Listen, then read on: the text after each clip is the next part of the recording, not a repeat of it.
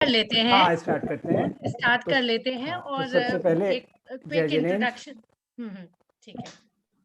नमो अर्हन्ताणं, नमो सिद्धाणं, नमो आयर्याणं, निर्याणं नमो नमो वज्राय वज्रायणं, नमो नमो लोहे लोये सवसावरणं। सवकामनम्। तो हमने सबसे पहले जय जिनेंद्र कहा। जय जिनेंद्र हमने क्यों कहा? जय जिनेंद्र हमने इसलिए कहा कि हम जैन हैं। हम जैन क्यों हैं? हम जैन इसलिए हैं कि हम जिन के अनुयायी हैं। जिन कौन है? जिन वो हैं जिन्होंने अपने रागद्वेषादि रागद्वेषादि भावकर्म और ज्ञानावर्णीय आदि 4 घातिया कर्मों को जीत लिया है, वो जिन है। पर हमने जिनेंद्र क्यों कहा? जिन तो बहुत हैं। जिनेंद्र हमने इसलिए कहा कि जो जिनों में प्रधान है, जो जिनों में सबसे अधिक महिमा मंडित हैं, सबसे अधिक ऐश्वर्यशाली हैं, वो जिनेंद्र हैं। और अभिवादन हम एक दूसरे का उन्हीं का स्मरण करके करते हैं। ये हमारी परंपरा है। तो आज का जो हमारा विषय है वो इस पर केंद्रित है कि जिनेंद्र पद की अर्हता जिस कारण होती है, वो भावनाएं, वो 16 भावनाएं हैं। हम आज उन्हें आपके सामने प्रस्तुत करेंगे एक मोटे तौर पर, और फिर उसमें से जो पहली भावना जिसे प्रमुख माना जाता है, दर्शन विशुद्धि, उसके बारे में हम थोड़ी विस्तार से चर्चा करेंगे।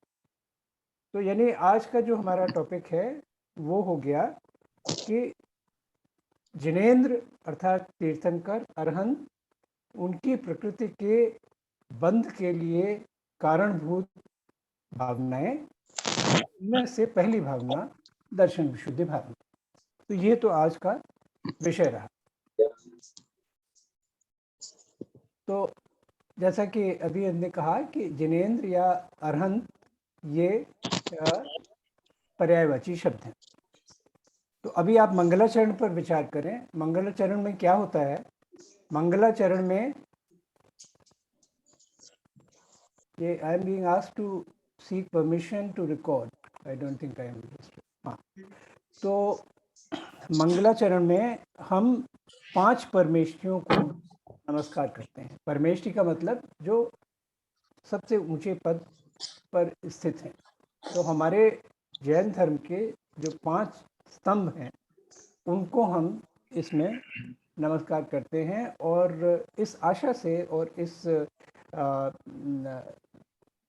उद्देश्य से हम उनको नमस्कार करते हैं कि जो गुण उन्हें वहाँ तक ले गए हैं, वो गुण हमारे अंदर समाविष्ट हों और उनकी प्राप्ति के लिए हम प्रयास करें।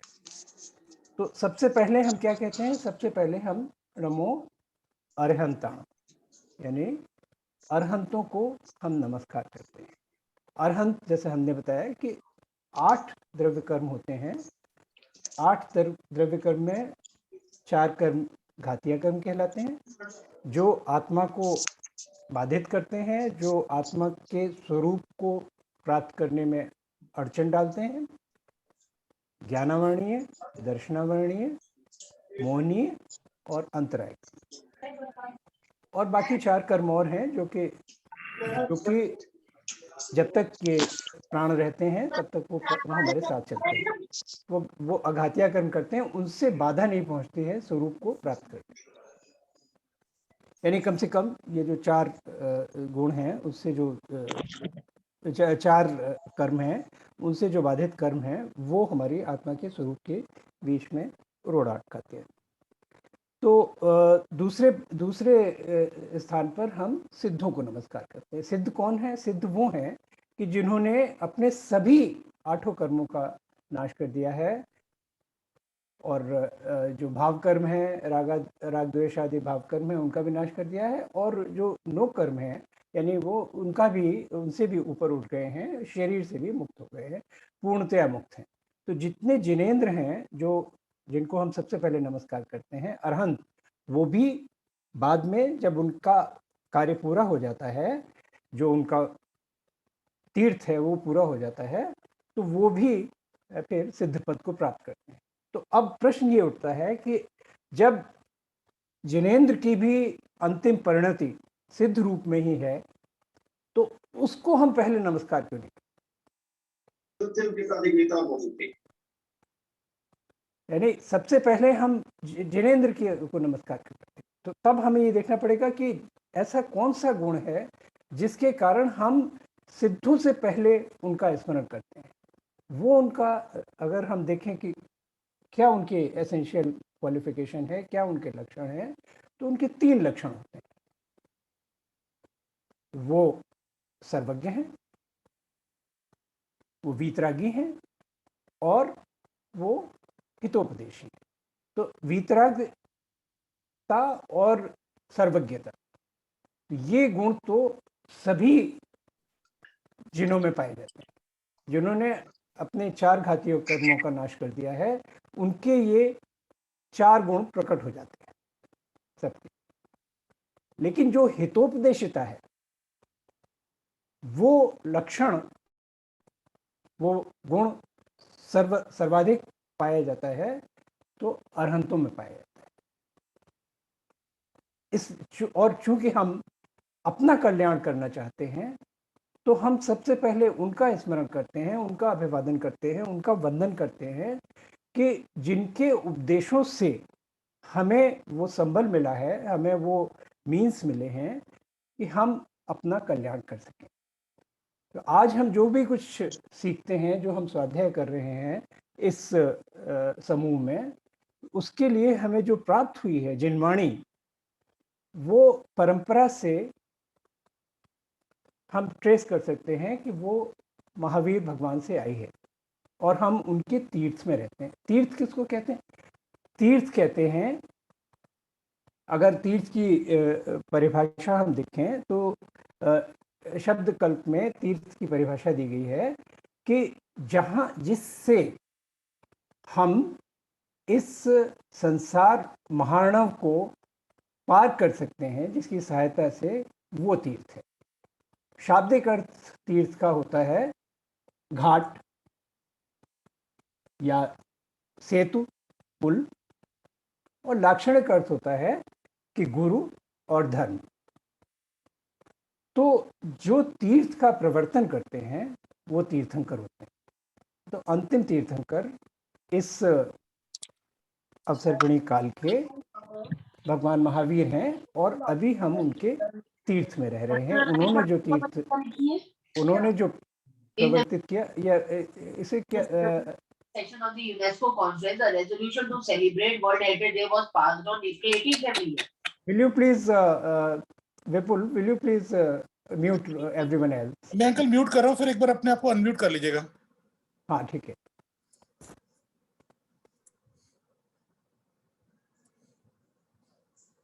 आप अंकल अनम्यूट कर लीजिए। Sorry for the interruption. हाँ, तो मैं ये कह रहा था कि तो हम अंतिम तीर्थंकर भगवान महावीर के तीर्थ में हैं। अब प्रश्न ये उठता है कि वो क्या था जिसका सहारा लेकर भगवान महावीर ने वो अर्हता प्राप्त की कि उन्हें तीर्थंकर का सर्वोच्च पद मिला। तीर्थंकर की ये एक विशेषता होती है कि तीनों लोकों में उनकी पूजा होती है और उससे अधिक महिमावान कोई पद नहीं है। सब चारों गति के लोग सब उनके दिखाए रास्ते पर चलकर आत्मज्ञान प्राप्त कर सकते हैं, अपना परमोत्कर्ष प्राप्त कर सकते हैं। इसीलिए उनकी सब जगह वंदना होती है और उनके साथ दुनिया भर के अतिशय सब संबद्ध होते हैं। अगर आप देखें तो उनके जो मूल गुण कहे जाते हैं, उसमें 4 तो अनंत चतुष्टय हो गए जो सभी जिनों को प्राप्त है, और जो विशेष तीर्थंकर पद के अतिशय हैं वो हो गए 34 अतिशय कहलाते हैं। तो जिसमें से 10 गर्भ कल्याणक से संबंधित है, जन कल्याणक से संबंधित हैं, 10 उनके केवल ज्ञान के कल्याण से संबंधित है और 14 देवकृत अतिशय होते हैं। इसके अलावा अष्ट प्रतिहारी। मैं इन सब विस्तार में नहीं जाऊंगा क्योंकि ये डिटेल की बातें हैं और ये आपको कभी किसी भी संदर्भ ग्रंथ में मिल जाएंगी, और अगर समय मिला प्रश्नोत्तर में तो मैं भी उनका उल्लेख कर दूंगा। तो लेकिन उनकी जो महिमा है वो इस ऐश्वर्य के कारण नहीं है, और इस ऐश्वर्य से वो बिल्कुल एकदम अस्पृष्ट अछूते रहते हैं। ये ऐश्वर्य उनको मिलता है, लेकिन उससे वो बिल्कुल, इसीलिए जो उनका चित्रण किया जाता है तो वो समव शरण में उनकी, जब आप देखेंगे जितनी भी होती है तो हमेशा वो ऊपर दिखाए जाते हैं, उनसे जो उनके लिए कमल की रचना की जाती है। समव शरण का भी एक बड़ा महत्व है जिसको कि मैं यहाँ पर अंडरलाइन करना चाहूँगा। समव शरण का मतलब होता है कि जहाँ पर सबको बराबर अवसर मिले धर्म लाभ करने का। सम अवसरण, ये इसकी व्युत्पत्ति के रूप से ये इसका अर्थ है। तो उनकी जो धर्म सभा होती है समवसरण, उसमें प्राणी मात्र के लिए स्थान होता है और सब अपने अपने नियत स्थानों पर उसमें बैठकर उनकी दिव्य ध्वनि का लाभ उठाते हैं, और उनकी दिव्य ध्वनि जो उनके गणधर होते हैं वो उसे ग्रंथित करके हमारे लोक कल्याण के लिए हमारे पास उन्होंने छोड़ी हुई है, जो आचार्य परंपरा से हमें प्राप्त होती रही है।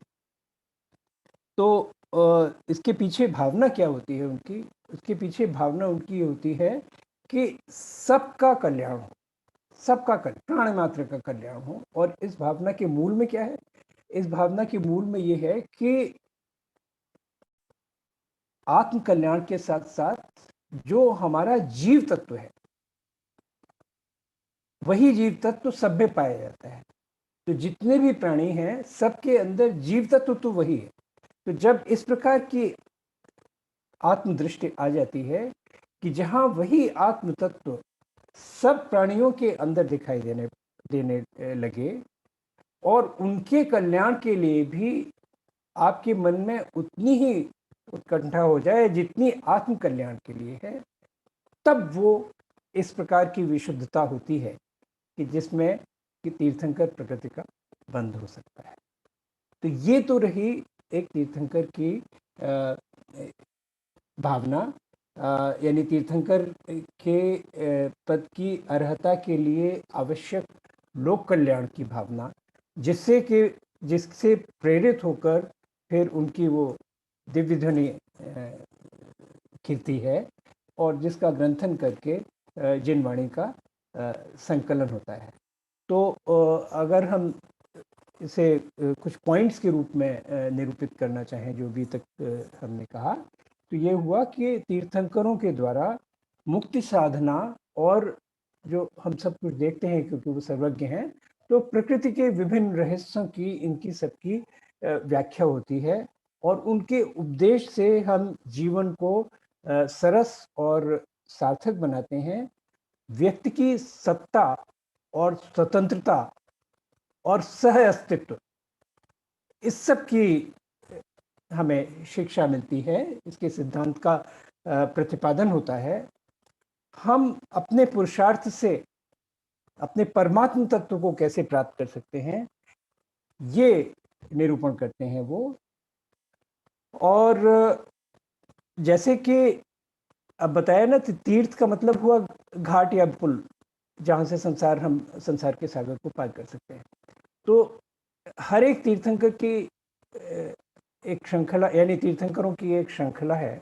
तो तीर्थंकरों के द्वारा जो तीर्थ का निर्माण किया जाता है, धीरे धीरे कालक्रम से वो तीर्थ ढहने लगता है, कमज़ोर होने लगता है, और फिर अंततः ऐसा समय आता है कि जब उसे फिर से बनाने की आवश्यकता होती है।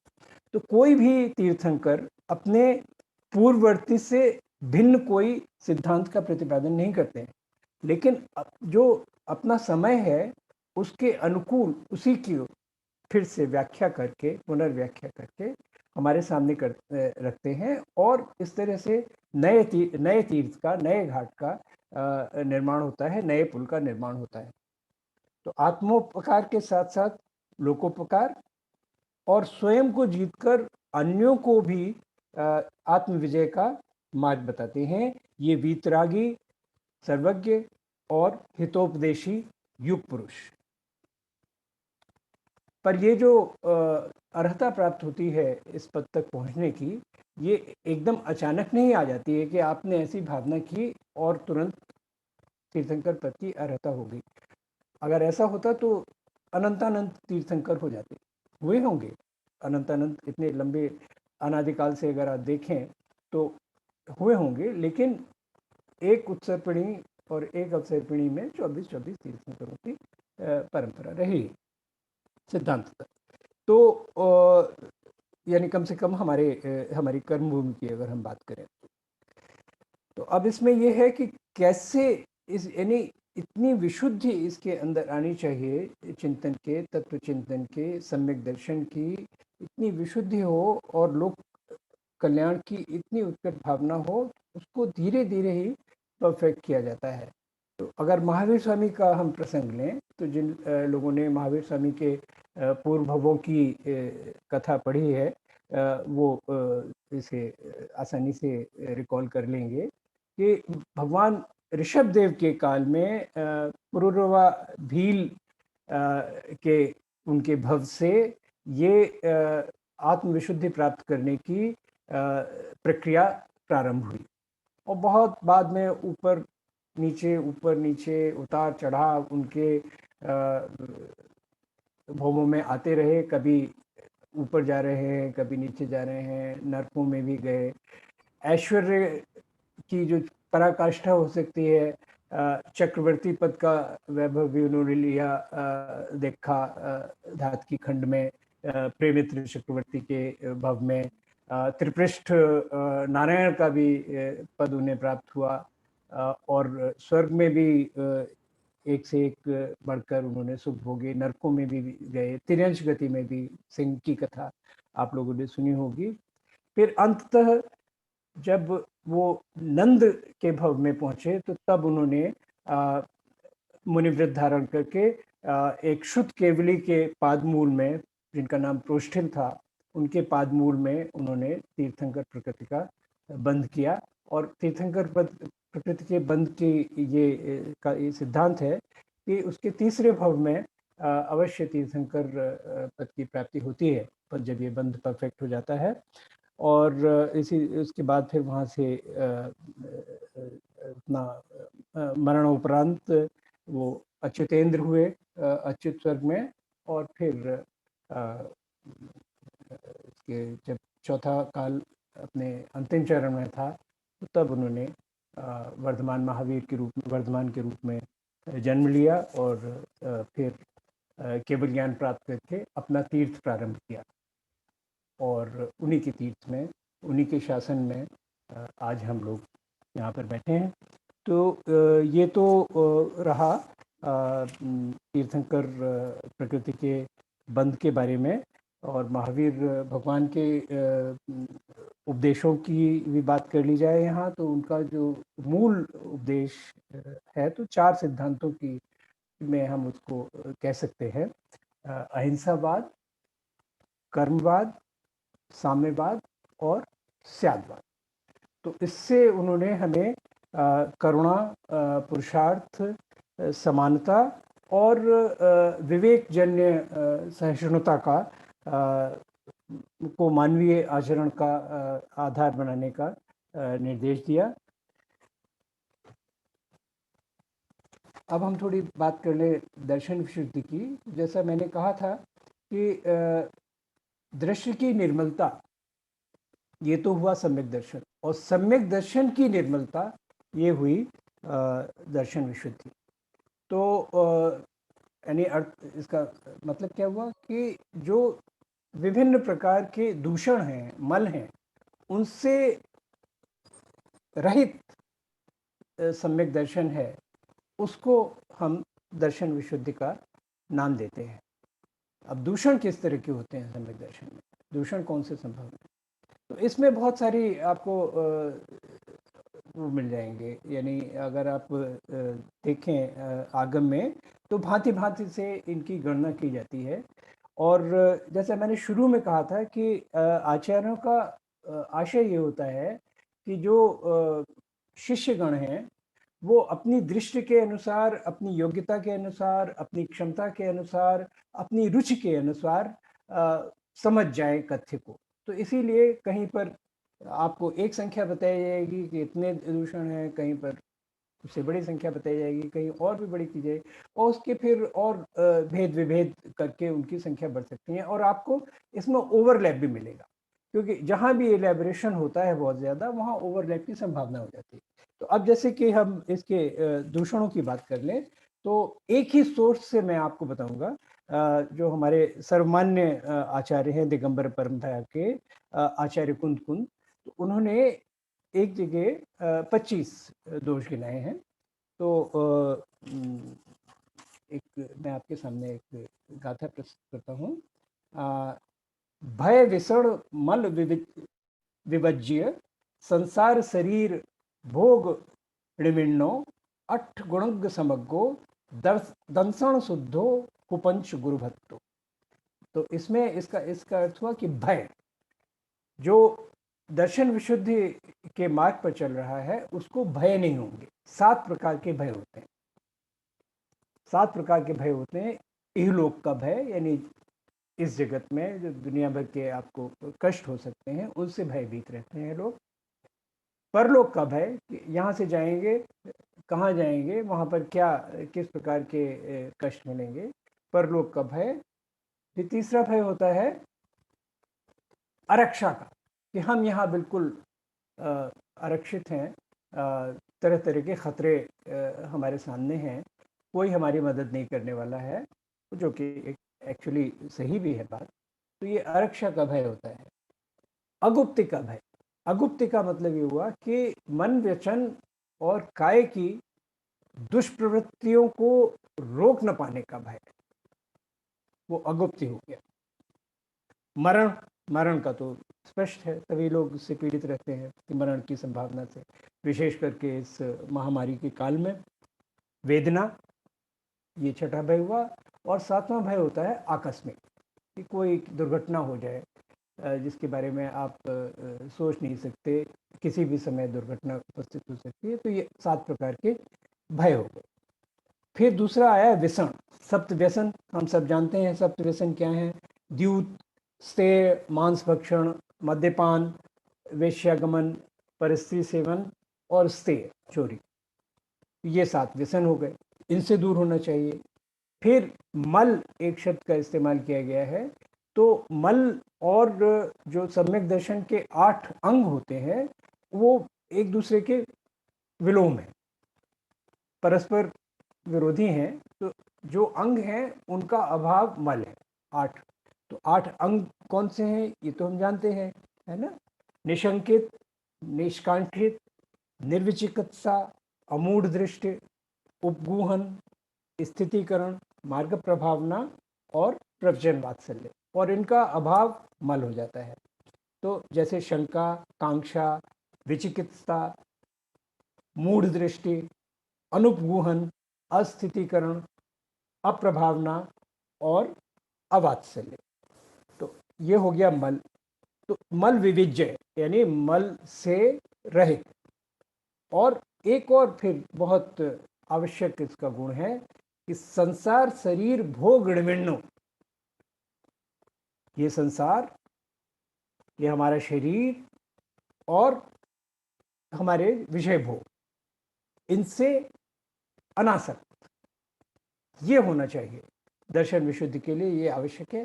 फिर आ गया 8 गुणज्ञ समग्गो, यानी 8 जो अभी गुण गिनाए, यानी जो मल थे उनका जो विपरीत है वो 8 गुण से संपन्न होना चाहिए। दंसण शुद्धो, शुद्ध दृष्टि, शुद्ध दर्शन। हाँ, पंच गुरु भक्तो, जो पंच गुरु हैं, पंच परमेष्ठी हैं, उनके प्रति अनन्य भक्ति। तो ये हुई दर्शन विशुद्धि की एक परिभाषा। अब दूसरी परिभाषा ये रहणसार ग्रंथ में है, और दूसरी परिभाषा जो फिर आप उसमें देखते हैं रहणसार में ही, तो इसमें इसमें जो मैं 25 गिना रहा था, तो वैसे हुए 8 मद, 8 मल, 6 अनायतन, 3 मूर्ता, तो ये मिलके 25 हो जाते हैं। अनायतन का मतलब हुआ कि जो हमारे देव शास्त्र गुरु हैं और उनमें उनके जो भक्त हैं, तो ये आयतन कहे जाते हैं धर्म के, और इसका जो विपरीत है वो अनायतन है।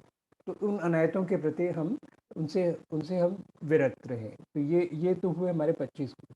अब दूसरी परिभाषा में देखें, मय मूढ़ मणायदणम संकाय वसण भय मई यारम जैसिम 14 ले दे न संत ते होंत सद्दिठ। यानी मय का मतलब मद, 8 मद। 8 मद कौन से होते हैं? ज्ञान, पूजा, कुल, जाति, बल, रिद्धि, तप और वपु। ज्ञान तो जानते हैं, है ना, कि जिसको ज्ञान का मद है कि मुझे बहुत कुछ आता है। पूजा का मतलब हुआ कि जो लोक मान्यता है, यानी मेरी बड़ी ख्याति है, सब बड़ी प्रतिष्ठा है, सब लोग मुझे बहुत ऊंचा मानते हैं, तो वो पूजा हुई। पूजा का मद हो जाता है लोगों को। आपने देखा है किसी को थोड़ी सी सत्ता मिल जाती है तो बिल्कुल एकदम बौरा जाता है ना। कुल का मतलब होता है पितृकुल, यानी कि मेरे ख़ानदान में ऐसा ऐसा है, लोग इतने बड़े बड़े पदों पर रहे हैं, इतना वैभव रहा है, इतनी उनकी सत्ता रही है। जाति कहते हैं मातृकुल को। तो मेरे ननिहाल ऐसी है, मेरे मामा ऐसे हैं। तो 5वां मद हुआ बल का मद। 6ठा हुआ रिद्धि का। रिद्धि का मतलब ऐश्वर्य।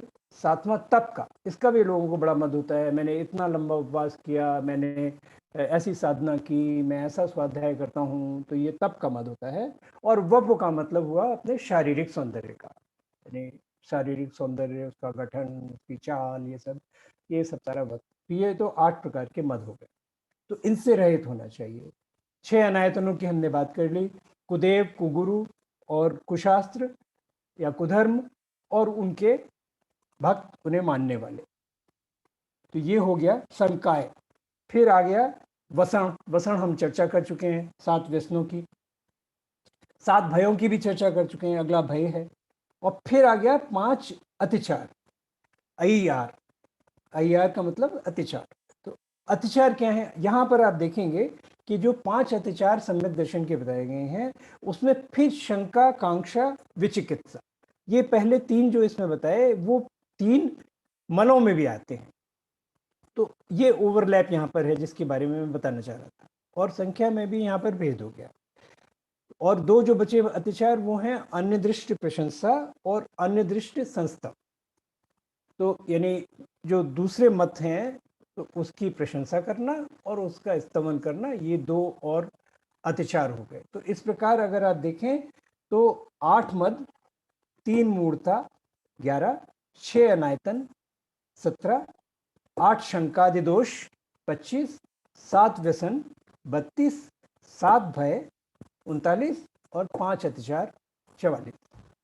तो इस प्रकार ये 44 दोष हो गए जिनके कारण सम्यक दर्शन हमारा दूषित होता है। तो दर्शन विशुद्धि में ये आवश्यक है कि इन सब से हम दूर रहें। और इसमें थोड़ा बहुत ओवरलैप होगा। ओवरलैप होना स्वाभाविक है। ओवरलैप होना स्वाभाविक है। ओवरलैप इसलिए भी होता है कि अभी जैसा बताया कि उसे भांति भांति से एक बात को कही जाती है, और वही बात जो हम कहते हैं वो एक जगह से कहीं भी जा सकती है, क्योंकि ऐसा वाटर टाइट कंपार्टमेंट नहीं होते कहीं पर भी। अब तो आप देखते हैं लौकिक ज्ञान के क्षेत्र में भी देखते हैं, एक ज़माना था जबकि ये माना जाता था कि ये सारे अलग अलग हमारे डिसिप्लिन हैं। अब ये रियलाइज किया जाता है कि इंटरडिसिप्लिनरी है सब कुछ। साइंस में कहीं आपको सीमाएं नहीं मिलेंगी, या साइंस क्या ह्यूमैनिटीज में भी कहीं सीमाएं नहीं मिलेंगी। सब एक दूसरे में मर्ज कर जाते हैं, एक कंटिन्यूम है। आप बायोलॉजी और मैथमेटिक्स में भी फर्क नहीं कर सकते, क्योंकि यहाँ जो हमारे अंदर सब कुछ चलता है वो भी एक मैथमेटिक्स के नियमों का सब पालन करता है। फिजिक्स, केमिस्ट्री, शरीर के अंदर सब कुछ है, सब चलते हैं एक दूसरे से और एक दूसरे को प्रभावित करते हैं। हर एक क्षेत्र में इसी तरह की एक कंटिन्यूमता है। तो यही बात गुणों की है, यही बात दोषों की है, यही बात धर्म के क्षेत्र में और सब जगह मिल जाएगी। अगर हम देखें अंततः तो बात बिल्कुल, अगर हम उसको डिकंस्ट्रक्ट करते चले जाएं एक के बाद एक, जैसे कि छिलके उतरते चले जाते हैं ना प्याज के, तो उसी तरह से हम उतारते चले जाएं तो जो कोर मिलेगा वो कोर सिर्फ बहुत छोटा सा है। वो ये है कि भेद विज्ञान उसको कह सकते हैं, एक दो शब्दों के अंदर, भेद का विज्ञान। भेद क्या कि स्व पर का भेद, वो भेद। तो स्व क्या है, वो हमारे जीव तत्व है, और पर क्या है, वो उससे भिन्न जो कुछ है वो सब पर है। लेकिन यहाँ पर एक बात गौर करने की है, वो बहुत महत्वपूर्ण बात है, और वही जो मैं कह रहा हूँ उसका सार है। वो ये है कि अगर पर है सब कुछ, तो क्या जो और प्राणी हैं वो भी सब पर हैं? तो अब प्राणियों को देखिए कि प्राणी क्या है। वो प्राणियों का एक शरीर है और एक उनका आत्म तत्व है। तो जो उनका शरीर है वो तो पर है, और जो उनका आत्म तत्व है वही आपका भी आत्म तत्व है। तो तत्व एक है, द्रव्य अलग है। जीव द्रव्य उनका अलग है। जीव द्रव्य तो अनंत है। इतनी कायों के हैं जीव द्रव्य, 6 कायों के जीव द्रव्य है, और उनमें बहुत सारे भेद विभेद हैं, और संख्या में किसी की असंख्यात है, किसी की अनंत है। तो वो बहुत, यानी उसको हम कॉम्प्रिहेंड भी नहीं कर सकते। अब जो लोग गौमट सार पढ़ रहे हैं, जीवकांड जी, वो जानते हैं इसको, ज़्यादा अच्छी तरह से बताएंगे भी वो, ठीक है। तो लेकिन है इतना ज़्यादा, तो पर उनमें जो आत्म तत्व है वो वही है। तो जब लोक कल्याण की भावना तीर्थंकर प्रकृति के बंद करने वाले भाते हैं, तो वो उसमें अपनी दर्शन विशुद्ध की पराकाष्ठा के कारण प्राणी मात्र में वही आत्म तत्व देखते हैं, और उस आत्म तत्व के उत्कर्ष के लिए वो उतने ही प्रवृत्त होते हैं जितने के अपने आत्म तत्व के परमोत्कर्ष के लिए। तो ये दर्शन विशुद्धि और लोक कल्याण की भावनाओं का इस प्रकार एकीकरण हो जाता है। ये दर्शन विशुद्धि का एसेंस है। तो ये आता कहाँ से है? ये आता केवल दृश्य की निर्मलता की पराकाष्ठा के कारण आता है, कि जहां आपको सब जगह वही आत्म तत्व ही दिखाई दे, और उसको आप उतना ही महत्व दें जितना कि आप अपने आत्म तत्व को महत्व देते हैं। तो मैं बहुत ज़्यादा नहीं बोलना चाहता। मैं चाहूँगा कि योगेंद्र जी भी इसे बात को आगे बढ़ाएं और इसका अधिक विस्तार दें। तो इसीलिए मैंने कहा था कि मैं उनसे भी अनुरोध करूँगा कि इसे पूरा कर दें। बस मैं यही आप लोगों को याद दिलाना चाहता हूँ कि जो इस ग्रुप में हमारे कुछ उत्साही सदस्यों ने क्षमा सागर महाराज के 16 कारण भावनाओं पर पहले 2 प्रवचनों के का टेक्स्ट और उसका वीडियो सर्कुलेट किया है। मैं आशा करता हूँ कि आप लोगों ने देखा होगा। उन्होंने जितनी सरलता से और जितनी बोधगम्यता से इस बात को कहा है, उसके तो कोई आसपास नहीं फटक सकता। तो आप लोगों ने अगर देखा है तो बहुत अच्छी बात है, नहीं देखा है तो अवश्य देखिएगा। और यहाँ कह इसके बाद मैं अपने वाणी को विराम देता हूँ, और मैं श्री योगेंद्र जी से अनुरोध करूँगा कि वो हम लोगों को कुछ ज्ञान लाभ करें। एक बस मैं एक मिनट और चाहूँगा कि ये परंपरा है कि मंगलाचरण से प्रारंभ करते हैं। मंगलाचरण बीच में भी होना चाहिए, जो मैं भूल गया, हालांकि मैंने तैयार किया था, और अंत भी हम मंगलाचरण से करते हैं। तो मैं आपको दो मंगलाचरण एक साथ आपको बताता हूँ। दोनों आचार्य कुंद के लिखे हैं और मुझे बहुत पसंद है। तो पहला तो है जो पंच गुरु भक्ति में उन्होंने लिखा है, पंच महागुरु भक्ति, 5 हमारे महागुरु हैं।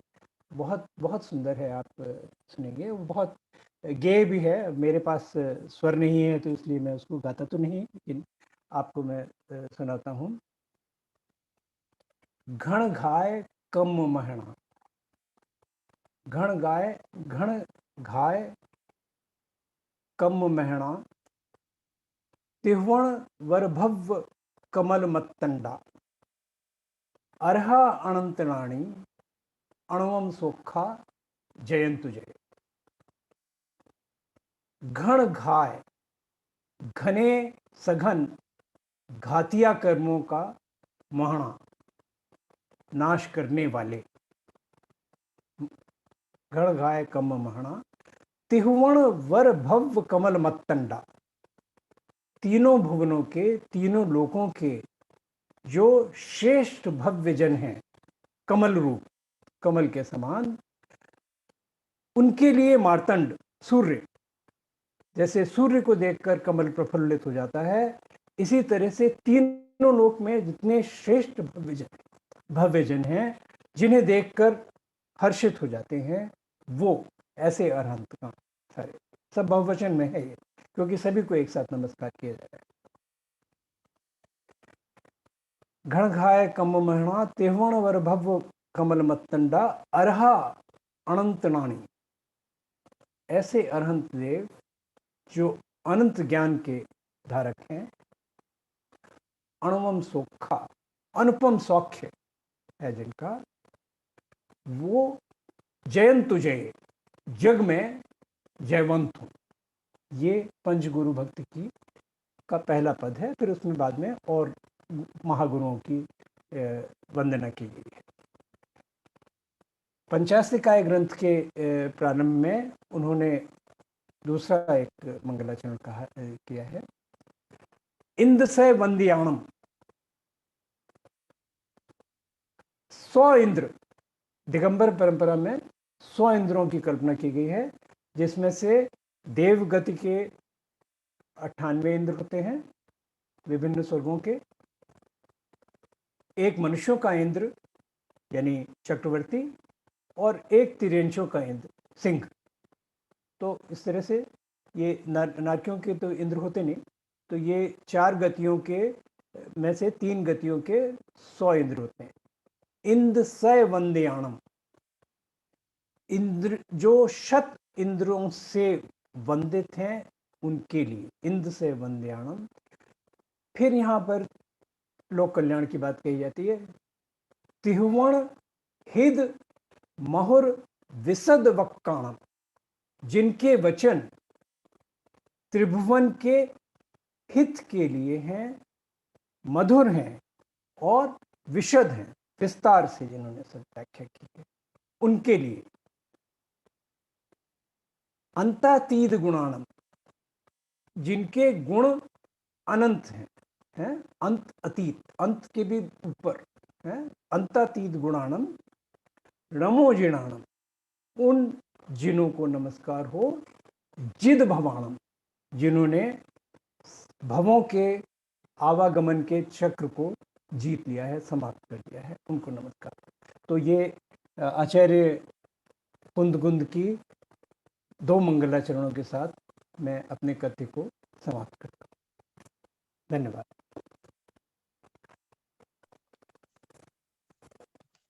धन्यवाद अंकल। बाई के अंकल। मैं तो स्वाति का वेट कर रहा था, स्वाति कुछ कहना चाहेंगी, फिर मैं अपना झुंझुना बजाऊं। नहीं अंकल, नहीं पहले मजीरे बजाने के लिए तैयार बैठा हूं। पहले आपसे सुनेंगे, पहले आपसे सुनेंगे, फिर हमारे क्वेश्चंस आएंगे।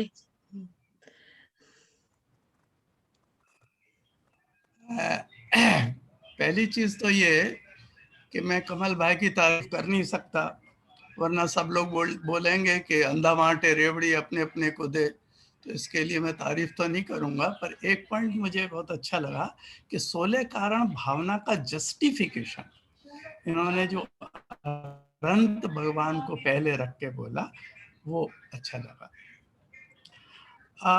हितोपदेशता की जो बात हुई, तो हितोपदेशता का थोड़ा सा पॉइंट अपन क्लियर करें। तीर्थंकर भगवान तो रेगुलर हितोपदेशी होते हैं, पर तुमने वहां पर पहले पद में नमोकार में तीर्थंकर क्यों नहीं रखा, अरहंत क्यों रखा? अरहंत इसलिए कि तीर्थंकर भी अरहंत हैं और वो भी अरहंत है ही, लेकिन अरहंत भगवान भी हमको गाइड करते हैं यदा कदा, जब उनसे प्रश्न पूछे जाते हैं तब, और तीर्थंकर रेगुलर वे में हमारे को हितोपदेश देते हैं। दूसरा पॉइंट, कमल भाई ने बोला कि मेरे पास सुर नहीं है।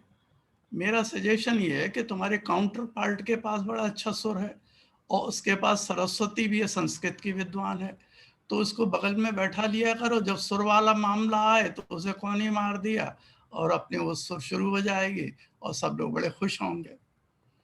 तीसरी चीज कि भव्यता की परिभाषा पे आपने गौर किया होगा, कमल भाई स्वयं ये एडमिट करते हैं कि जिसमें कमल नाम आता है, तो इसका मतलब कमल भाई तो भव्य हैं ही, और बाकी भाई अपन आपस में लड़ाई बड़ाई करते रहेंगे कि कौन भव्य है कौन अभव्य। एक पॉइंट, ये जो तीर्थंकर प्रकृति है ये सर्वोच्च पुण्य प्रकृति है, तो यहाँ पर पुण्य को भी प्राथमिकता दी जा रही है। इसको अपन देखें, जिस बुद्धि वाला कम है पुण्य वाला ज्यादा है, तो हम उसको पुण्य वाला समझे। अगला, भय के बारे में बताया कमल भाई ने, तो उसमें एक प्रश्न ये आता है कि चौथे गुण स्थान में भी तीर्थंकर प्रकृति बनती है, तो क्या वो भय रहित होते हैं चौथे गुण स्थान वाले? ऐसा तो दिखता तो है नहीं।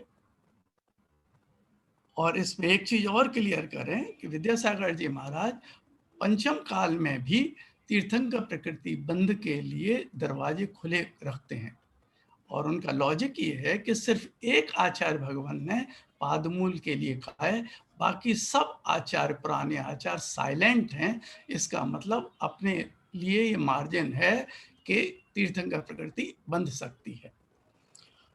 अब ये भय की जो बात हुई थी, तो उसमें फिर अपन इसको इस तरह से समझेंगे कि चौथे गुण स्थान या लोअर गुण स्थानों में भय तो होगा और धीरे धीरे कम होगा, पर भयाकुल नहीं होंगे। अगर वो सम्यक दृष्टि है तो भय तो खाएगा, सामने शेर आ जाएगा, कोरोना आ जाएगा, तो भय तो होगा उसे, पर भयाकुल नहीं होगा। अगला पॉइंट, 8 अंगों की कमल भाई ने बात करी, तो उसमें एक पॉइंट मुझे उस दिन में चिंतन कर रहा था, अच्छा लगा कि मैं जब 8 का चिंतन करता हूँ और शरीर के अंगों से करता हूँ, तो मेरी छाती और पीठ एक साथ आ जाते हैं। अब मैं उसमें कंफ्यूज होता था कि वात्सल्य को पहले बोलूं या स्थितिकरण को पहले बोलूं, जो मेरी पीठ है। तो बाद में कंक्लूजन ये निकला कि वात्सल्य को पहले बोलना है मुझे। कारण, जब तक आपके अंदर वात्सल्य नहीं होगा, प्रकट नहीं होगा, तब तक आप किसी सामने वाले का स्थितिकरण कर नहीं सकते और अपना भी नहीं कर सकते, क्योंकि स्थितिकरण में दोनों चीजें आएंगी, सामने वाले का भी और अपना भी। यदि मैं अपने आप से ही हेट करता हूं, प्यार नहीं करता, तो मैं अपना भी स्थितिकरण नहीं कर पाऊंगा। एक पॉइंट था अन्य दृष्टि प्रशंसा, ये बड़ी दिक्कत होती है इसमें, क्योंकि हमको तो व्यवहार है, मुनिराज तो अपने बैठे हुए हैं भाई, उन्हें नहीं करनी किसी की प्रशंसा। लेकिन हम कैसे बचें? हमारे आसपास तो दूसरे मत वाले लोग भी हैं। इसका एक बहुत अच्छा एग्जाम्पल एक संस्मरण से समझें।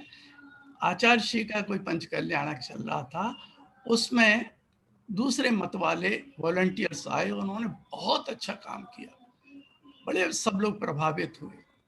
पर जब वो जाने लगे तो उन्होंने आचार्य श्री से पूछा, आचार्य महाराज अब हम अपने गुरु भाई के पास जा रहे हैं और वहां जाके ये करेंगे वो करेंगे, जो भी राग आदि उनके जो होते हैं, वीतरागता वहां पर नहीं थी।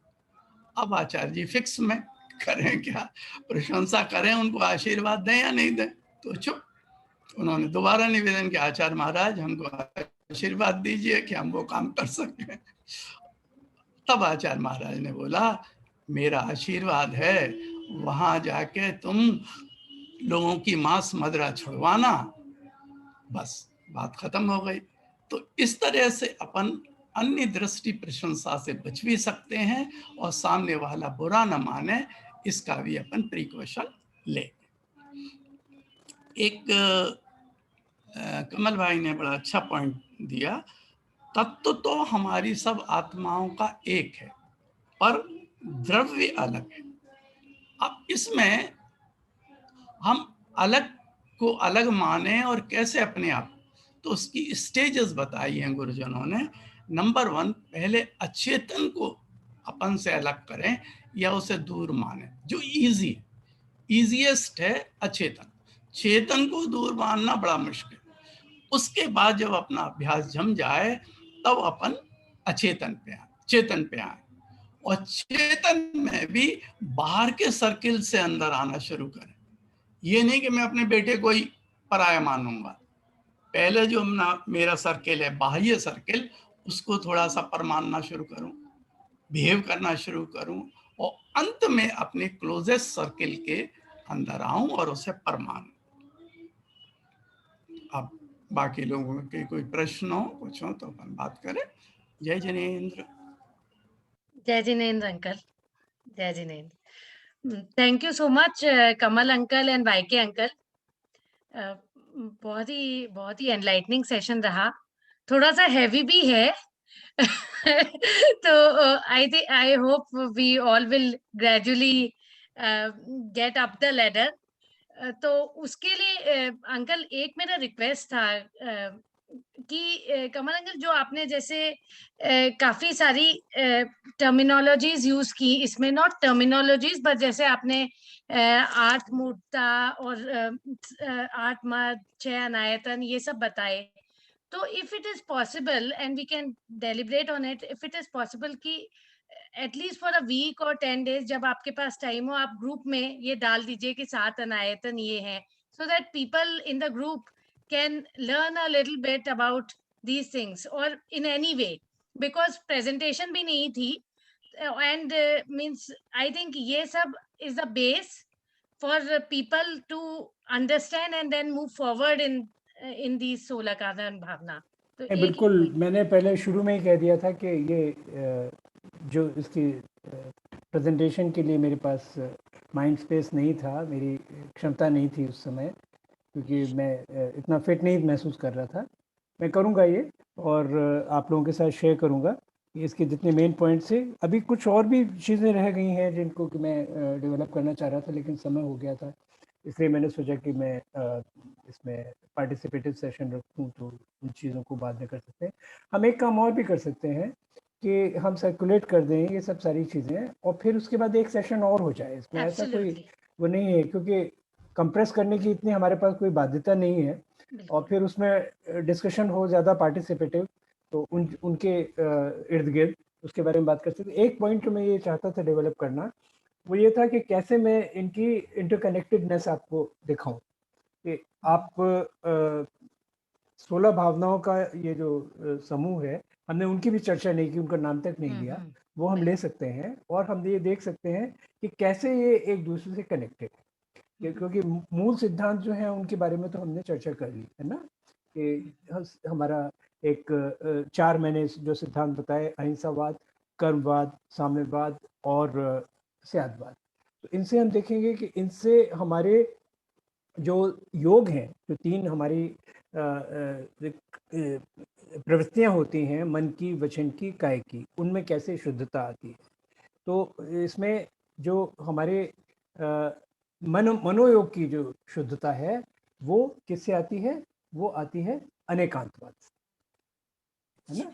अनेकांतवाद से ऐसे आती है। अनेकांत में क्या होता है कि एक विवेक जन्य सहिष्णुता है, कि हम देख सकते हैं। अभी जैसे वाईके जैन साहब ने कहा, आचार्य श्री का उदाहरण बताया, तो उन्होंने एक कठिन परिस्थिति से, एक पशुपेश की स्थिति से कैसे अपने आप को निकाला, वो उस सहिष्णुता के कारण निकाला कि अन्य मत के अंदर वो देखा उन्होंने जो कि हमें स्वीकार्य है, वो अंश उन्होंने ले लिया उस सहिष्णुता के कारण, और उसको सहारा बनाकर उन्होंने कहा कि जाओ तुम इसका प्रचार प्रसार करो, है ना। तो यानी लुकिंग फॉर व्हाट यूनाइट्स अस, है ना। सहिष्णु जब हम हो जाते हैं तो हमें उन चीजों पर हमारी दृष्टि केंद्रित रहती है जो कि हमें जोड़ते हैं किसी के साथ, जो हमें अलग करते हैं उनकी बात नहीं। यही बात हम जैन धर्म के अंदर भी ले सकते हैं कि इतने मतांतर हैं, इतने सब आमनाएं हैं, इतने संप्रदाय हैं, उनमें क्या कॉमन है, हम उसके बारे में बात करेंगे क्योंकि वो हमको जोड़ेगा। तो वो हमारे अंदर जो सहिष्णुता आ रही है वो कैसे आ रही है, वो अनेकांतवाद के कारण आ रही है ना।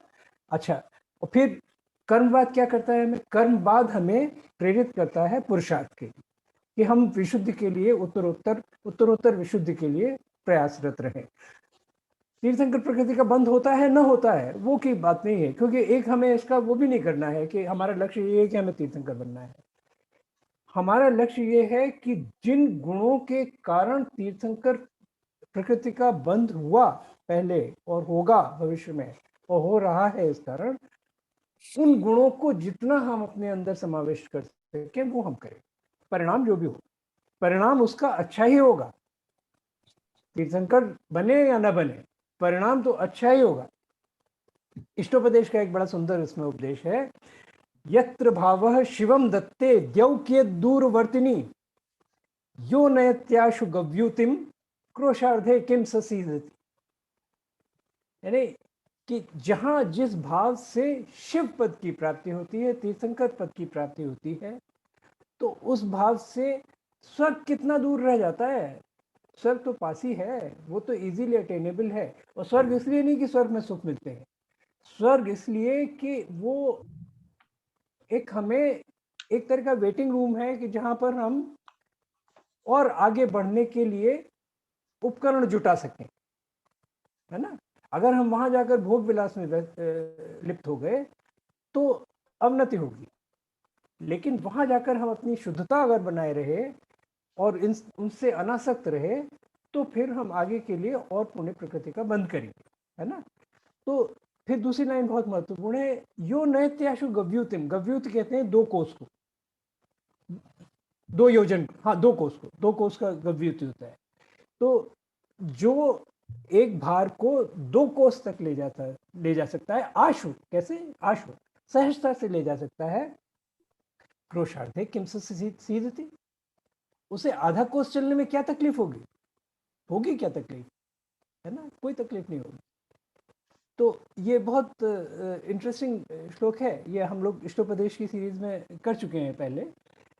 तो इसी तरह से तीर्थंकर प्रकृति के बंध के लिए, यानी दर्शन विशुद्धि और हम ये लोक कल्याण की जो भावना भाते हैं, तो उसका परिणाम तो मंगलकारी होना ही होना है। मैं कहीं से कहीं चला गया, मुझे याद ही नहीं रहा कि मैं क्या शुरू करने वाला था। हाँ, तो सिद्धांत की बात कर रहे थे। तो हाँ, तो मन की शुद्धि आई हमारे अहिंसावाद से, और हमारे पुरुषार्थ की प्रवृत्ति जगी कर्मवाद से। साम्यवाद में हमने सबके अंदर वही जीव तत्व देखा जिसके के उत्कर्ष के लिए हम प्रयास करेंगे। और स्यादवाद से हमारी वाणी में विशुद्धि आती है, क्योंकि स्यादवाद में क्या होता है, स्यादवाद में ये होता है कि हमारा जो कथन है वो हम ये जानते हैं कि कथनचित वो, यानी एक विशेष परिस्थिति में हम एक नए से कहते हैं, दूसरा भी उसी तरह से कहता है कि वो कुछ और देख रहा है, वो उसके बारे में बात कर रहा है, तो कथनचित होता है। यानी कोई फाइनलिटी नहीं हो सकती, क्योंकि जो वस्तु का स्वभाव है वो अनेक विरोध धर्मी गुणों का एक समन्वय है, उनका एक सामंजस्य है, उसके साथ साथ चलता है। तो कोई कुछ देखता है, कोई कुछ देखता है, हम भी कुछ देखते हैं, हम भी कुछ उसके बारे में बात करते हैं। और अहिंसा से हमारे काय योग में विशुद्धि आती है।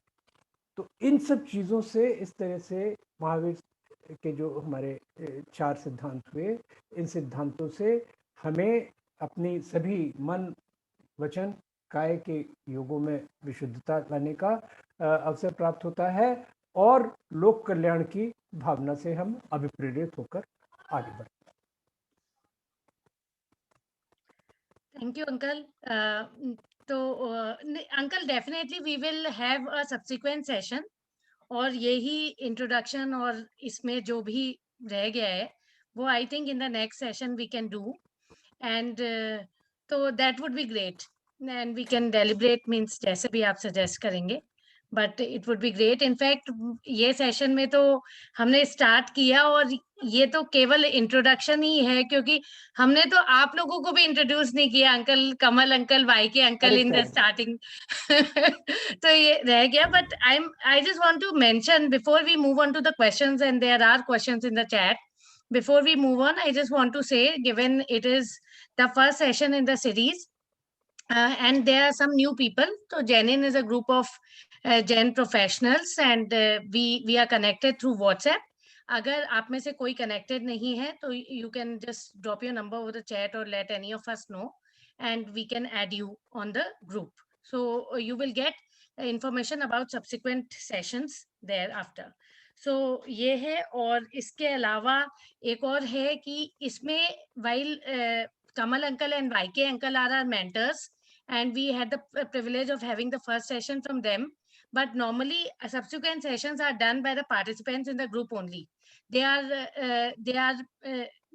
material is made available to them and they can read the material and there's a lot of material on YouTube etc as well and they can come and present and Kamal uncle and YK uncle will be there to even mentor them as well as to add to what they are saying if there's anything remaining, given people not very experienced people may be presenting. So that is the second thing. अगर आप में से कोई भी volunteer करना चाहता है next few series में तो हम सीरीज का प्लान फ्लोट कर देंगे ग्रुप में और अगर आपको किसी को भी सेशन लेना है तो that would be amazing and means and our experience is that people learn 3 times more by imparting a session than by just hearing the session. So that's the second thing I wanted to mention.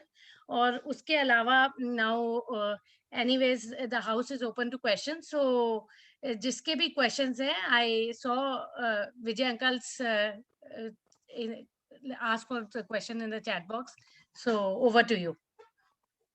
कमल जी, मेरा प्रश्न ये है कि आपने जो 4 स्तंभ महावीर भगवान के कहे तो ये क्या जैन धर्म के 4 स्तंभ हैं? क्योंकि इसमें अपरिग्रह नहीं आया, अनावतारता नहीं आई, तो ये 4 और जैन धर्म के मूल सिद्धांत में कुछ फर्क है या इन 4 में उनका भी समावेश हो गया? सभी में समावेश हो जाता है। ये मैंने कहा ना कि एक इंटेग्रिटी होती है, आप कहीं से चलकर भी कहीं भी पहुंच सकते हैं। ये तो एक्सपोजिशन की बात है, ये तो इसकी बात है कि आप किस चीज़ को एम्फसाइज कर रहे हैं। अब जैसे अपरिग्रह की बात हुई ना, तो अपरिग्रह तो जब आपने भेद विज्ञान को आप केंद्र मानते हैं, जैन धर्म का केंद्र भेद विज्ञान, तो परिग्रह क्या होते हैं? परिग्रह 2 तरीके होते हैं, अंतरंग परिग्रह, आभ्यंतर, और बहिरंग परिग्रह। अंतरंग परिग्रह में क्या आता है? अंतरंग परिग्रह 14 माने जाते हैं। सबसे पहले मिथ्यात्व, फिर उसके बाद 4 कषाय और 9 नौकषाय, है ना। तो जो हमारी मिथ्यात्व तो सबसे पहले छोड़ना ही है, क्योंकि जब हम बात करते हैं सम्यक दर्शन की तो उसका पहले कंडीशन तो यही है कि मिथ्यात्व खत्म हो गया। मिथ्यात्व के खत्म होने से ही सम्यक दर्शन की प्रारंभ की शुरुआत होती है। तो मिथ्यात्व परिग्रह है। फिर हमारे 4 कषाय, उनको छोड़ने के लिए बात की जाती है सभी की, है ना। और फिर 9 कषाय हैं, जिसमें कि राग द्वेष से प्रेरित वो यानी सब चलते हैं आपके अरति, रति और भय और जुगुप्सा आदि 3 प्रकार के वेद। तो ये 9 कषाय हो गए, ये 14 ये हो गए, और फिर 10 मटेरियल थिंग्स हैं। वो मटेरियल उसमें सचित्त भी हैं और अचित्त भी हैं। तो जिसमें आता है ये सब आपका धन धान्य वस्तु क्षेत्र वास्तु यानी घर, और क्षेत्र खेत कूप कौप्य कूप्य भांड दास दासी, ये सब परिग्रह में आ गए। तो इनको हम छोड़ते हैं तभी तो जाकर हम दर्शन विशुद्धि प्राप्त करेंगे। तो अपरिग्रह तो उसके अंदर समाहित है। जब हम अहिंसा की बात करेंगे तो अहिंसा चूंकि परमो धर्म कहा जाता है, तो अहिंसा के का अगर आप एनालिसिस करेंगे तो ये पाएंगे कि इन हर एक परिग्रह में हिंसा निहित है, हर परिग्रह में, चाहे वो अभ्यंतर हो, अंतरंग हो या बहिरंग परिग्रह। तो जब हमने कहा कि महावीर का सिद्धांत अहिंसा है, अहिंसा परमो धर्म, जैन धर्म का तो एसेंस माना जाता है ना, तो अहिंसा परमो धर्म है, तो उसमें आपने देखा कि आ गया ना, परिग्रह अपरिग्रह अपने आप उसके अंदर समाविष्ट हो गया। तो इसी तरह से यहाँ से शुरू करके आपके हर एक पॉइंट को कवर किया जा सकता है। आप भी खुद इस पर अगर चिंतन करेंगे तो आप पहुंच जाएंगे वहाँ पर। तो इसमें कोई भी किसी भी तरह का आपको कॉन्ट्रडिक्शन नजर नहीं आएगा, कॉन्ट्रडिक्शन की संभावना ही नहीं है, क्योंकि धर्म तो एक है और उसी को प्रस्तुत किया गया है भांति भांति के तरीकों से। मुझे नया ये महावीर जी, सॉरी, मुझे नया ये लगा कि 4 स्तंभ में कर्मवाद और साम्यवाद, ये 2 नई चीजें लगी मुझे, क्योंकि हिंसा अहिंसा और अनेकांत या स्यादवाद ये तो हमेशा हम सुनते आए हैं, लेकिन कर्मवाद और साम्यवाद इसमें आपने जो जोड़ा स्तंभ में, ये नई चीज लगी आज। ये एक इंटरप्रिटेशन की बात है। अगर आप इसको, इसके अंदर बहुत सारी चीजें भी, साम्यवाद में आपने देखा कि मैंने इसमें क्या डाला, ये मेरा कोई ओरिजिनल नहीं है, मैं आपको इसके, अगर आप इंटरेस्टेड हो तो मैं आपको रेफरेंसेस भी दे सकता हूँ। एक बहुत अच्छी श्रृंखला है, 4 उसमें ग्रंथ हैं, तीर्थंकर महावीर और उनकी परंपरा। तो उसमें आपको इसके बारे में विस्तार से मिलेगा। साम्यवाद के अंदर है क्या? साम्यवाद के अंदर ये है, आप आचार्य आप क्षमासागर महाराज का जो प्रवचन यूट्यूब का लिंक शेयर किया गया है ग्रुप में, पता नहीं आपने देखा है कि नहीं देखा है, उसमें ये बात कही गई है कि जब आत्म विशुद्धि, इसकी दर्शन विशुद्धि की और तत्व चिंतन की अंतिम परिणति होती है, तो तब सभी जीवों में वही आत्म तत्व दिखाई देने लगता है, वो है साम्यवाद। तो उसमें कहाँ से नई बात नहीं है कोई ना, ये तो बेसिक बात है ना। साम्यवाद का मतलब कम्युनिज्म नहीं है, साम्यवाद का मतलब तो ये है कि जहां पर सभी जीवों के जीव तत्व की समता का आप एप्रिसिएशन कर सके, वो साम्यवाद हुआ, है ना। नहीं, आप जो कह रहे हैं वो बिल्कुल सही है। मेरा ये मेरा प्रस्तुति प्रश्न ये पूछने का कारण ये था कि जब मैं अपने मित्रों से मिलता हूँ जो कि जैन नहीं है, या अपने ग्रैंड चिल्ड्रन है जो कि ज्यादा समझते नहीं है, उनको मैं समझाने की कोशिश करता हूँ कि जैन धर्म क्या है, तो उसके मूल सिद्धांत में मैं अहिंसा, अपरिग्रह, अनेकांतवाद और अनावर्तार्थ में जाके रुक जाता हूँ फिर मैं उसके बाद। तो क्या आपका ये सुझाव होगा कि उसमें कर्मवाद और साम्यवाद को भी जोड़ा जाए? देखिए, ये प्रस्तुति की बात है कि आप किस तरह से प्रस्तुत करना चाहते हैं, उस तरह से आप उसे प्रस्तुत कर सकते हैं। बस ये है, इसी बात का ध्यान रखना पड़ेगा कि इसका अर्थ का अनर्थ कहीं ना हो, है ना। तो ये जो पॉइंट इम्पोर्टेंट है, उसमें और चीज़ें भी समाविष्ट हो सकती हैं। आप किसी को और, अब जैसे आप जो एक शब्द इस्तेमाल कर रहे हैं वो शायद आपका अनवतारवाद हुआ ना, वो अनवतार। हाँ, अनवतार कि हम अवतारों को नहीं मानते। तो हाँ। ये बात, मैं इसको रिलेटिव अगर इम्पोर्टेंस देखें तो ये मैं इसको डिटेल्स में मानूंगा, it is a matter of detail, हाँ इतना it important is not the essence. तो इसको क्यों हम कह, तो इसलिए please do not go by labels, है ना, लेबल्स में मत जाइए, एसेंस पर जाइए। यही मैं निवेदन कर रहा था कि हमें ये देखना चाहिए कि कोर में क्या है, हम कुछ कहते हैं उसकी कोर में क्या है। तो ये तो डिटेल की बात हो गई कि हम अवतार मानते हैं, हम अवतार नहीं मानते, उससे क्या फर्क पड़ता है। अवतार का कॉन्सेप्ट क्या है? ये तो अवतार का कॉन्सेप्ट ये है कि बार बार वही एक शक्ति है जो कि किसी काम करने के लिए आती है, ऐसी बात तो हम नहीं मान रहे। तो ये डिटेल की बात हो गई। बेसिक बात ये है कि हम ये मान रहे हैं कि यहाँ तो यानी अवतारवाद में निहित क्या है कि एक महा प्राण है, एक महाशक्ति है और उसके सब अंश हैं, है ना। तो वो महाशक्ति जो है वो फिर अवतरित होती है बाकी लोगों का जो कि उसके अंश हैं उनका कल्याण करने के लिए। हम ये मानते हैं कि हर एक के अंदर वही आत्म तत्व विद्यमान है और वो क्षमता है उसके अंदर कि वो महाशक्ति बन जाए, वो महा परमात्मा तत्व हो जाए। कम से कम जो जिन्हें हम भव्य अभव्य कहते हैं, और ये भव्य अभव्य का भी जो डिस्टिंक्शन है वो भी व्यवहार में है, निश्चय में नहीं होता। वो भी निश्चय में वो भी बराबर आ जाता है। व्यवहार में हम करते हैं कि इनको नहीं मिलने वाला है, इनमें वो क्षमता नहीं है।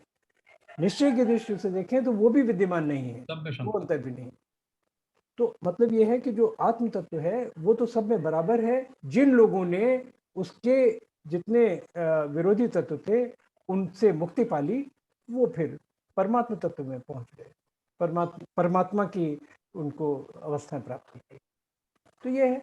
तो इस बात को आप आगे लाना चाहें तो आप आगे ला सकते हैं, लेकिन किसको आप एसेंस माने, किसको आप एसेंस न माने, ये तो फिर वही बात हो गई, निर्दिष्ट की बात हो गई।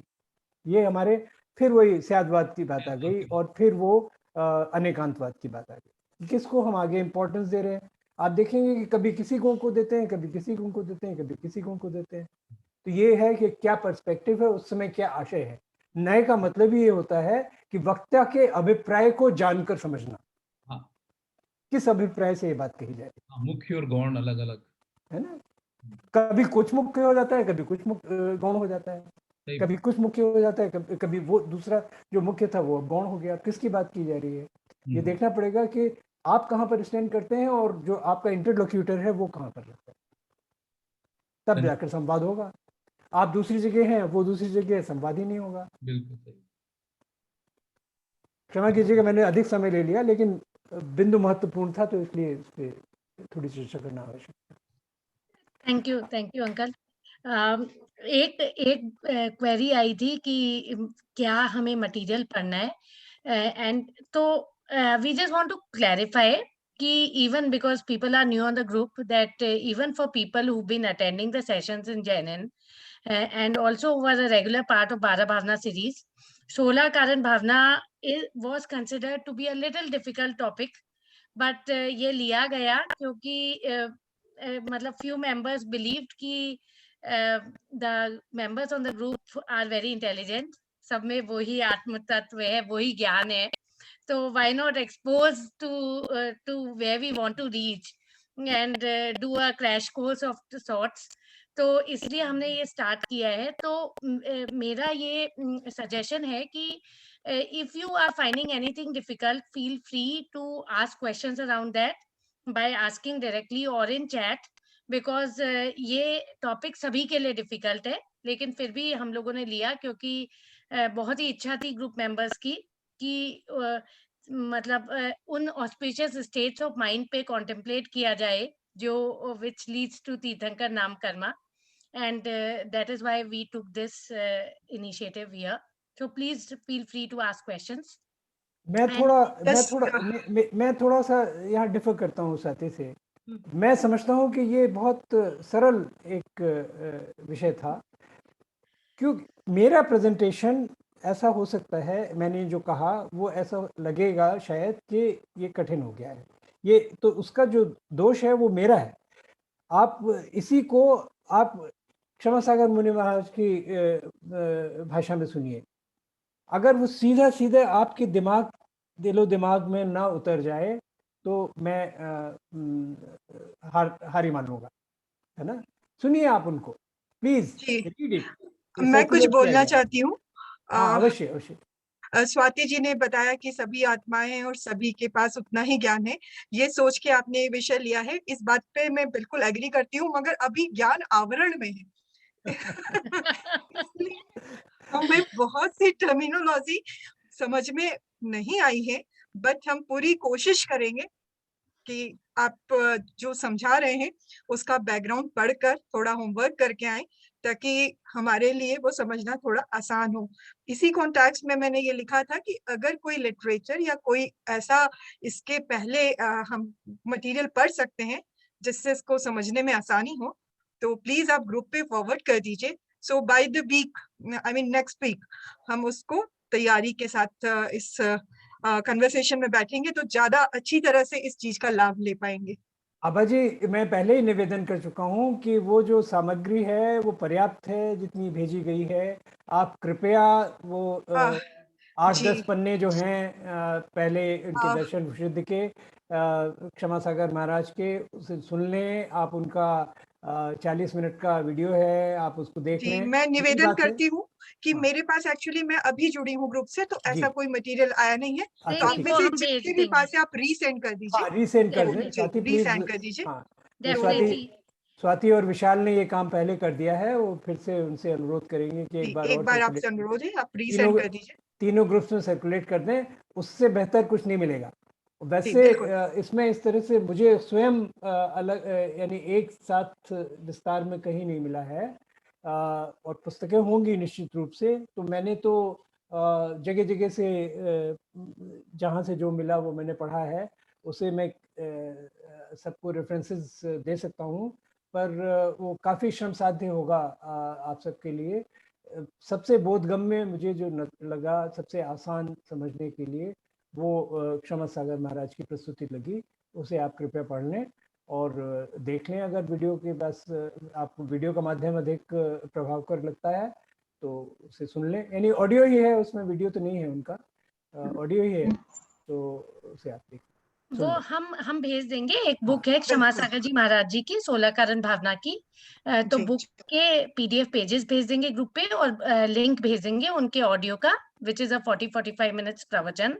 तो वो आप सुनेंगे बिल्कुल। तो काफी बेस हो जाएगा। और बाकी अंकल, अगर जैसे आपने ये सारे बताए, उनका अगर एक एक मैं दिन एक एक आप टॉप वो लेके कि आज बिल्कुल अनायतन के बारे में बता दिया, आप एक दिन मूर्ता के बारे में बता दिया, तो for 10 to 12 days people will get these basics. बिल्कुल मैं तो याद कर लूंगी। नहीं नहीं, वो मैं सर्कुलेट कर दूंगा। वो मेरे it was not possible for me to do that kind of you know हाँ work of noting down things, तो वो मैं करके धीरे धीरे आपको हाँ भेजता रहूंगा। हाँ, मतलब ताकि 1 by 1 होगा तो हाँ और भी अच्छा है बिल्कुल, कि हर दिन कुछ ना कुछ याद रखने हाँ के लिए हाँ हो जाएगा। बिल्कुल। तो व्हेन वी मीट इन, तो ये इसके सम्यक दर्शन के 8 अंग और उसके विपरीत जो मल हैं वो तो उसी का जस्ट आप जो देखना है। और ये भय और मद और मूर्ताएं और अत्याचार, ये सब सारे मैं भेजता रहूँगा आप लोगों को। और अभी जब भी कभी चर्चा करने का समय होगा, अब तो काफ़ी हो चुका है, आगे भी। अब जैसे कि मैं कोई अभी लिंकेज भी नहीं आपको बता पाया, वो भी मैं 5 मिनट में बता सकता हूँ, 10 मिनट में। आज के दिन छोड़ देते हैं, आगे भी मौके आते रहेंगे, हम लोग अभी फिर मिलेंगे अगली बार, तो उसको मैं आपके सामने प्रेजेंट करूँगा। और योगेंद्र जी भी हैं और लोग भी हैं हमारे यहाँ बहुत, जो कि स्वाध्याय में रुचि रखते हैं, तो वो सब they are all welcome to provide their input.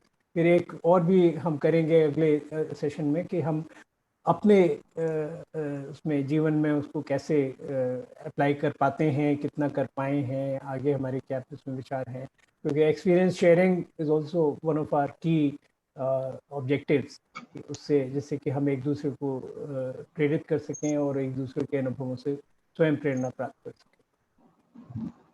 Sir मैं जानना चाहती हूँ। हेलो। जी हाँ जी नीना जी। जी सादर जय जिनेंद्र आप सबको। मैं डॉक्टर नीना जैन। सर मैं ये कहना चाहती हूँ कि जो बेसिक जो टर्मिनोलॉजी की बात हो रही है, तो जो स्वाध्याय शुरू करते हैं उनके लिए मूर्ता और भय जो भी हमारी जो होती है, वास्तव में टर्मिनोलॉजी ही कही जाएगी हमारे आगम की, तो इसके लिए क्या आप रत्नाकरण श्रावकाचार सजेस्ट नहीं करेंगे?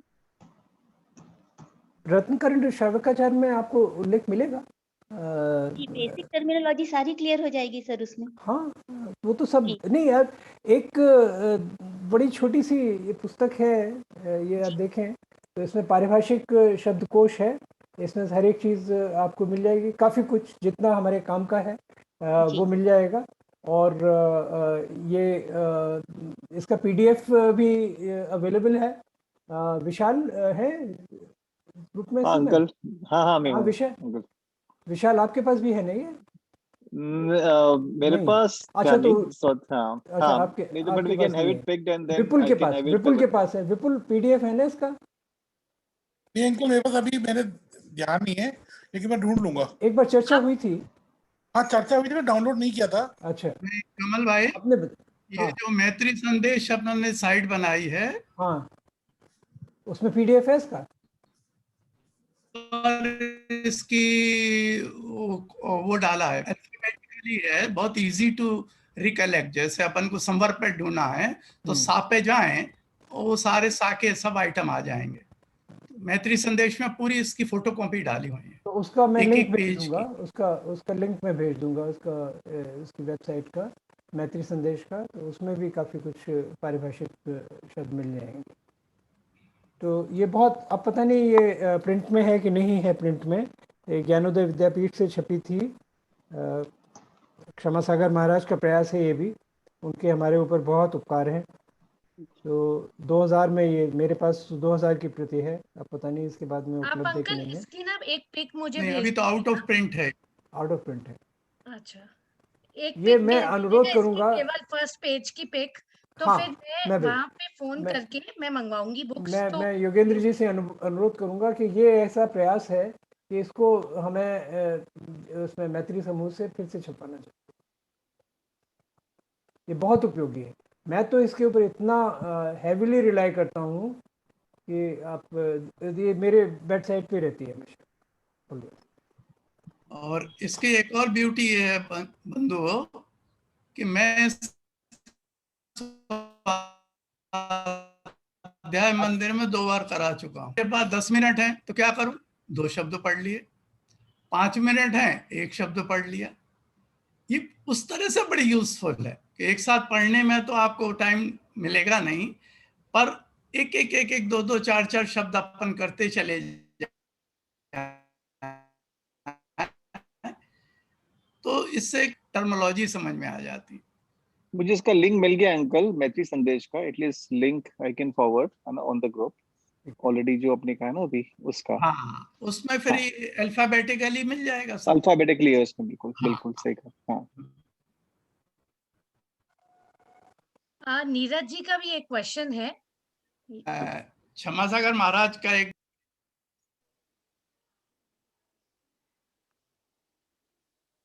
हाँ जी अंकल, आपकी आवाज आई नहीं। वाई के अंकल, आपकी आवाज आई नहीं। हाँ, रुक गए शायद वो आपके लिए।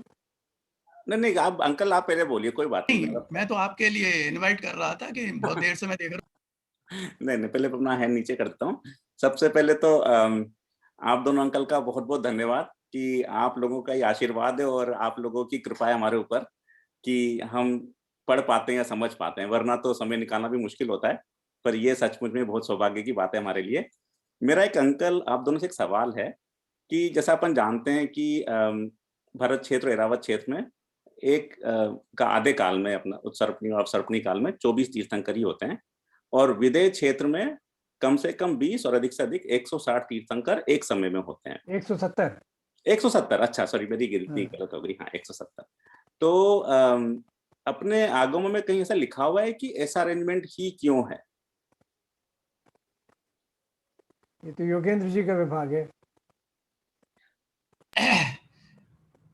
वैसे तो फिगर का कोई नियम ही होते हैं ये, लेकिन 160 का जस्टिफिकेशन बड़ा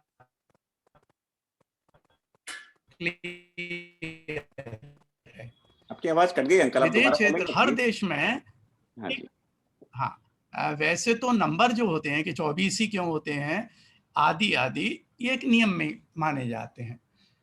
दूसरा 20 ही क्यों मिनिमम होते हैं, इसका और 160 के 160 या 170 160 होते हैं, अजित इनका एक जस्टिफिकेशन। आवाज आ रही है मेरी? थोड़ी कट जाती है बीच में अंकल, लेकिन बोलिए। हाँ, हाँ, विदेश क्षेत्र में 160 देश हैं।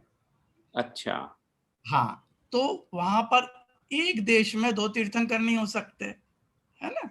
हर एक में मैक्सिमम एक 180 का जस्टिफिकेशन तो वहां बन गया। हाँ, यहाँ 5 भरत हैं और 5 ऐरावत हैं, तो हाँ। 5 यहाँ हो सकते हैं अधिक से अधिक। ठीक है। तरह से 160 प्लस 10 हाँ, 170 170 अधिक से अधिक हो सकते हैं, जो अजितनाथ भगवान भगवान के तीर्थ में थे। अच्छा, बताए जाते हैं। भूषण है तो एक एक विदेह में आपने देखा होगा फोटो में 4-4 पट्टियां हैं जी। 4-4 पट्टियों में एक एक एट ए टाइम होना जरूरी है, वो खाली नहीं रहनी चाहिए। तो एक एक में एक एक तो 4 पट्टी मिनिमम, आपकी आवाज 5 ब्रेक हो रही विदेह, है। इस तरह से धर्म का प्रवाह चलता है। आवाज ब्रेक हो रही है बहुत। हाँ, पता नहीं मेरी में गड़बड़ है कुछ। हाँ, बीच बीच में सुनाई नहीं देता बिल्कुल। अंकल जी, आप रेडियो ऑफ कर दीजिए तो नेटवर्क अच्छे से आएगा। हाँ, नेटवर्क का ही कुछ गड़बड़ है, बीच में मैसेज। हाँ, तो वीडियो ऑफ कर दीजिए तो ऑडियो अच्छे से सुनाई देगा। हाँ, नहीं अंकल, मेरे को समझ में आ गया आपका सवाल, आपका जवाब एकदम मुझे समझ में आ गया है। और मेरा एक और सवाल है छोटा सा। मैंने कहीं पढ़ा था कि तीर्थंकर प्रकृति का बंध केवली भगवान के पादमूल में बैठ करके ही होता है। क्या ये मैंने सही पढ़ा है क्या, या फिर ये मेरी समझ नहीं, गलत दो है? मत हैं इसके। ये योगेंद्र जी ने पहले बताया था अभी उसका, कि एक आचार्य कहते हैं कि केवली के पादमूल में होता है। कारण ये है, ये उनका जो जिस दृष्टिकोण से उन्होंने ये कहा है कि उस प्रकार की विशुद्धता अन्यत्र नहीं मिलती है। यानी केवली भगवान, दोनों तरह के केवली भगवान, यानी शुद्ध केवली के भी और जो पूर्ण केवली होते हैं उनके लिए भी, तो या तीर्थंकर, तो इनके पादमूल में। पर इसमें प्रथमानुयोग में ही कई ऐसे संदर्भ मिलते हैं कि जिसमें केवली के पादमूल के सद्भाव के बिना ही तीर्थंकर प्रकृति के बंध का उल्लेख आता है। और कुछ लोगों का मत है कि वर्तमान काल में आचार्य समंत भद्र ने तीर्थंकर प्रकृति का बंध किया है, पर कौन जानता है वास्तविकता, तो कोई जानता नहीं। ये कुछ लोगों का मत है, तो इसे इतना अधिक इस पर यानी हमें ड्वेल करने की आवश्यकता नहीं है। मैं बिल्कुल सही ये है। कहा जाता है। हाँ, मतलब मेरा पॉइंट ये, इसको मेरा एक्चुअली मेरा एक क्वेश्चन पूछने का बेसिस, मतलब पॉइंट ये था कि मैं दूसरे पॉइंट पर जाना चाह रहा था उसको लेकर के। हाँ, अपन पंचम काल में है अभी अपन, तो पंचम काल में तो अपन को केवली भगवान मिलेंगे नहीं भरत क्षेत्र और ऐरावत क्षेत्र में। तो उस हिसाब से अगर अपन समझे तो इस वक्त तो किसी का तीर्थंकर प्रकृति का बंध होना बहुत मुश्किल है। अपन 16 कांड भावना पढ़े, उसको फॉलो भी करें। पर आपने जैसे कहा कि अभी अब इस वाले काल में तो किसी की इतनी कैपेसिटी या कैपेबिलिटी नहीं है कि उतनी शुद्धता को वो ले पाए। तो यही तो मैं ये मान रहा हूँ कि शायद उस पे से अपन ये कहें कि अभी तो अपने लिए किसी के लिए तीर्थंकर प्रकृति का बंध करना लगभग नामुमकिन है। नहीं, अभी जैसे कि मैंने संक्षेप में उसका उल्लेख किया था कि महावीर स्वामी का उदाहरण दिया। हाँ जी। कि उन्होंने शुरू किया कब से? पुरुरवा भील के भव से, जो कि ऋषभ देव के समकालीन थे, है ना। यानी फिर बाद में वो ऋषभ देव के मरीच के भव में पौत्र भी हुए, है ना। तो उससे पहले पुरुरवा भील थे, का भव था उनका। तो तब से वो यात्रा शुरू हुई और उसमें उतार चढ़ाव आए, पर उत्तरोत्तर विशुद्धि का प्रयास होता रहा। गिरे, उसमें से फिसले, नीचे गए, बहुत गिरे, फिर उठे, फिर प्रयास किया, फिर जाके जो लास्ट बट वन हुआ उसमें जाकर तीर्थंकर प्रकृति का बंध हुआ, है ना। तो गिव अप करने की बात नहीं है ना। नहीं। कभी भी किसी भी समय आप शुरू कर सकते हैं, उस दिशा में चलना तो शुरू कीजिए ना। जैसे जैसे आप उस दिशा में चलेंगे वैसे वैसे मंजिल उतनी पास आती जाएगी। बिल्कुल। सही है, सही ये तो रास्ता। नहीं मान के हम कर सकते। आप कुछ भी, कोई भी एफर्ट देख लीजिए, स्वतंत्रता प्राप्ति का देख लीजिए, जिन लोगों ने शुरू किया, ये जिन्होंने इसकी मशाल जलाई, क्या उन्होंने उसे हासिल कर लिया? नहीं, जनरेशंस लगी, उसके बाद स्ट्रगल होता रहा, ऊपर नीचे ऊपर नीचे ऊपर नीचे ऊपर नीचे, अल्टीमेटली उसमें सफलता मिली। तो उससे हमें हताश होकर प्रयास का ही उपक्रम छोड़ देना तो नहीं चाहिए ना। नहीं, बिल्कुल सही बात। नहीं अंकल, ये जानना भी जरूरी है कि भाई जैसे अभी आपने इतना अच्छा जवाब दिया, तो ये चीज क्लियरिटी होनी चाहिए माइंड में कि भाई नहीं छोड़ना है, अपने को कोशिश करनी है। तो वो दोनों साइड अपने को मालूम रहने चाहिए कि पंचम काल में क्या हो सकता है और हमारे लिए आगे क्या संभव है। तो ये हमारे लिए शुरुआत है बेसिकली, जो हमें करनी चाहिए। और अपने को नहीं पता अपनी शुरुआत कितने पहले हो चुकी है, ये भी एक बात है। क्या पता नहीं। अब आप यहाँ पर बैठे हुए हैं तो इसका मतलब ये है कि कुछ न कुछ तो प्रयास हुआ है ना इस दिशा में। बिल्कुल सही बात है अंकल। हाँ, मेरा बस ये सवाल था अंकल। बहुत बहुत धन्यवाद। जय जी मैम, मेरा ये था कि प्रणम्य सागर जी महाराज जी की जो 16 कारण भावनाओं पर तीर्थंकर भावना करके जो बुक है, वो क्या हमें इसमें हेल्प कर सकती है? मैं तो उससे परिचित नहीं हूँ, शायद योगेंद्र जी ने पढ़ा हो। अवश्य हेल्प करेगी, उसमें कोई संदेह नहीं है। वो बहुत प्रखर विद्वान हैं और उन्होंने इसके ऊपर जो लिखा है वो बहुत ही लाभकारी होगा। मुझे सौभाग्य नहीं मिला है उसे पढ़ने का।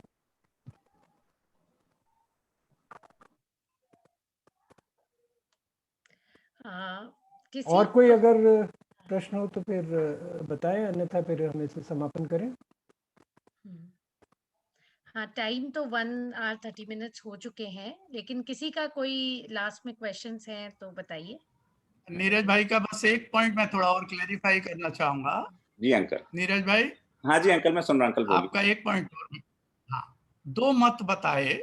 एक, पंचम काल में हो सकता है और पादमूल की जरूरत नहीं। दूसरे पर एक बहुत अच्छा बोलते थे, भैया मानो दोनों को, लेकिन एडॉप्ट उसे करो जो तुम्हारे लिए फेवरेबल हो। मेरे लिए फेवरेबल आज क्या है कि मैं तीर्थंकर प्रकृति बांध सकता हूँ, है ना। इसीलिए विद्यासागर जी महाराज इसे बहुत जोर देते हैं, भैया ऐसा क्यों सोचते हो कि तुम्हारे तीर्थंकर प्रकृति नहीं बन सकती, तुम तो ये हो, राइट। चलिए, अपन देर हो रही है, फिर आगे फिर बात करेंगे। नहीं, सही बात है अंकल, बहुत बहुत धन्यवाद। फाइन, अगर किसी के और क्वेश्चंस नहीं हैं तो अभी हम रैप अप कर सकते हैं। और बाकी next time again we will continue. Uncle, if I understood you correctly, we plan to continue with the introduction and the first bhavna itself again next time, and then we will take it further. Okay, right, as you please. Yes. So thank you so much uncle, Kamal uncle and YK uncle, thank you so much. Your words of wisdom, knowledge, deep knowledge enlightened us, and we look forward to this journey